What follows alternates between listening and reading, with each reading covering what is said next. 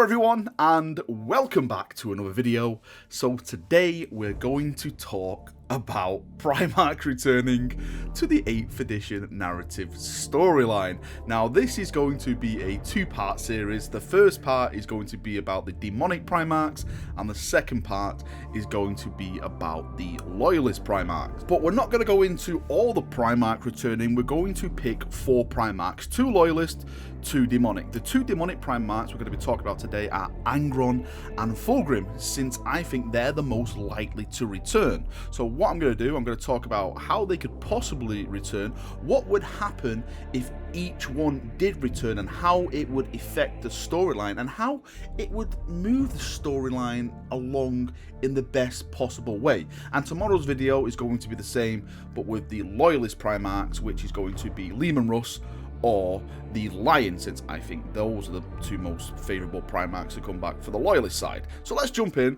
and let's get started with these bloody demons. Now there has been a lot of talk when it comes to Daemonic Primarchs returning to the 8th edition narrative storyline. Angron is one, Fulgrim is one, and with the release of the Wrath and Rapture box set, which is due out in December, which features demonic Khorne and Daemonic Slaanesh themed demons, this has added fuel to the fire about their possible return. Is this the start of Slaanesh and Khorne getting some love, which will eventually lead to a full-on Khorne Codex or a full-on Slaanesh Codex with Noise Marines, Khorne Berserkers, Angron and Fulgrim returning to the story? Now, I'm going to start with the Primarch which I personally think will return to the narrative story first, and that is Angron. So the way I see Angron returning to the narrative storyline is through the planet of Vigilus. If you didn't know by now, Vigilus is kind of a big deal when it comes to Warhammer 40,000. Everyone is throwing their armies at Vigilus, and there is a lot of bloodshed and death upon that planet. And I think this is the perfect scenario for Angron's return. Since all those forces are fighting on that planet, there is so much bloodshed, there is so much death, it basically creates like a kind of a warp portal for Angron to be summoned on, because the people on the planet trying to defend it, trying to take it, have caused that much blood to flow. They've absolutely welcomed Khorne upon their own planet. I think that would be the most grimdark take how to bring Angron back into it. You know, you're trying to defend the place so you can get away from all these bad guys or kill all these bad guys, and in doing so, you basically summon the Red Angel. And of course, it's not just going to be Angron popping on this planet. This is going to be a perfect example to bring back other kind of marine forces. Khorne Berserkers need some much needed love. Their rules are absolutely broken at the moment. Hitting twice in combat, you don't even need to hit twice with Khorne Berserkers. You kill everything in one bloody round of combat. I'm not going to get into that in this video. But I think that's going to be a perfect example of bringing new models back. You can probably get more like demonic kind of Khorne infused models, all that kind of stuff. Like I mentioned before, the Wrath and Rapture box set, you can include all those kind of models in it as well to be released with Angron. And with Angron's return set up on the planet, that's when things start going from bad to extremely worse. Now, with his return in full effect, I can only see one scenario for the Vigilus planet, and that is death, skulls, rivers of blood, because no one can really step against Angron. Maybe there is one person, just one person, who can take up the fight against Angron, and that is the newly crowned Emperor of Mankind, let's say, Rabuti Guilliman. Maybe he comes down in his glorious Thunderhawk, lays his feet upon this planet of death, raises his fiery sword towards the Demonic Primarch, and smouts him down.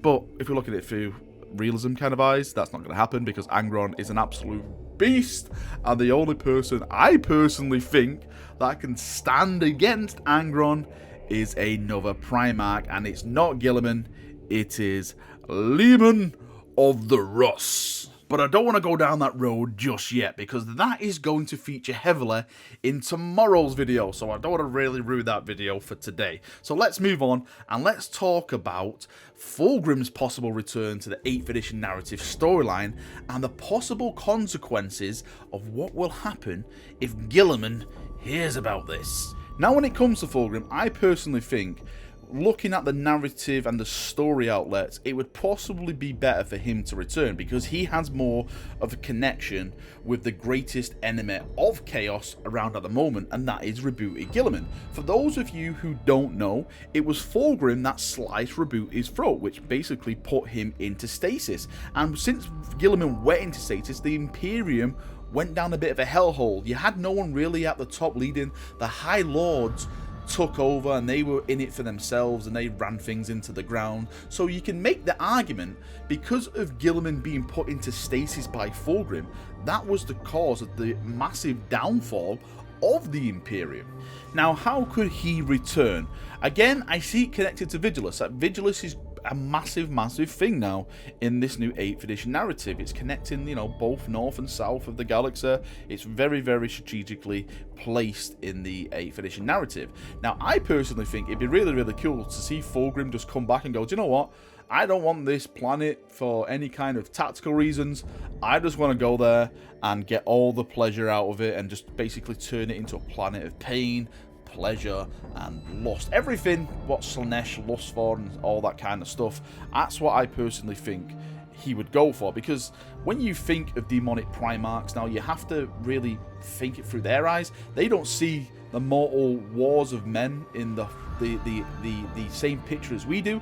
They see the long game of chaos and all that kind of stuff. So if they come out of their own little reality, they're only going to come out for their self means. Angron will come out for the blood god, just to kill things. Fulgrim will come out basically to put some nipple clamps on a couple of people and have some wine and talk absolute crap like he normally does. Now, on his return, going to the planet, again, it's the same situation. If a Daemonic Primarch turns up in Vigilus, it's basically all hope is lost for any kind of Imperial defenders.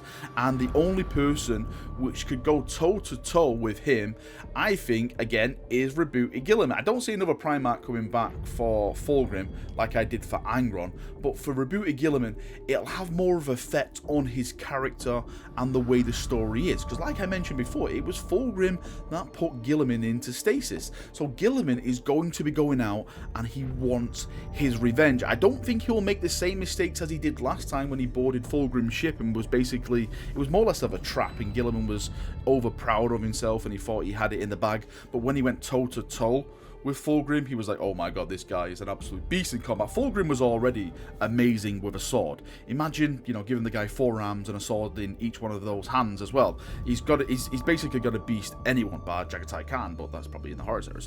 But yes, Fulgrim is going to beast Guilliman. Now, I don't think Guilliman will make that same mistake again. He will probably go with a force of Marines. He won't go one-on-one like he did last time. He'll probably try and take Fulgrim down with a force of probably Ultramarines, because he's the Ultramarine fanboy. But I would like, you know, maybe the Imperial Fist to jump in there and help him out, do all that kind of stuff. But I definitely don't think he will go one-on-one with him. And do you know what? Maybe if he did go one-on-one, maybe the Emperor's Sword would kind of have some kind of effect on Fulgrim, since it is, you know, like a psycho weapon and it is the Emperor's Sword. I don't know if that will have any kind of ability like nerfing Fulgrim at all. I wouldn't think about it, but it would make kind of sense if it did. And maybe if he saw it, it's like, oh, the pureness of the flames, it is burning my soul. Maybe something like that could really happen and be awesome. But at the end of the day, I would love Guilliman to spank Fulgrim, and that's always going to make it fun, because Fulgrim losing is always the funnest kind of Fulgrim. He's absolutely amazing in when it comes to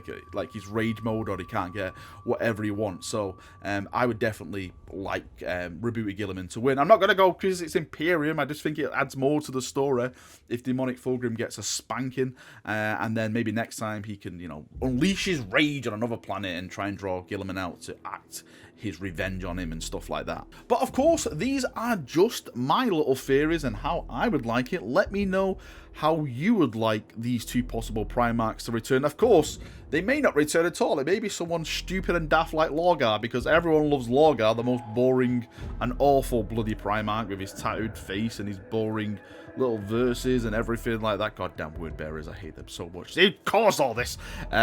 So yeah, tell me what you think is the best possible return for these two chaps in the comment section below. I love reading it. I love reading all these like debates and stuff like that. And who is the best, Angron or Fulgrim? Who would you like to return first?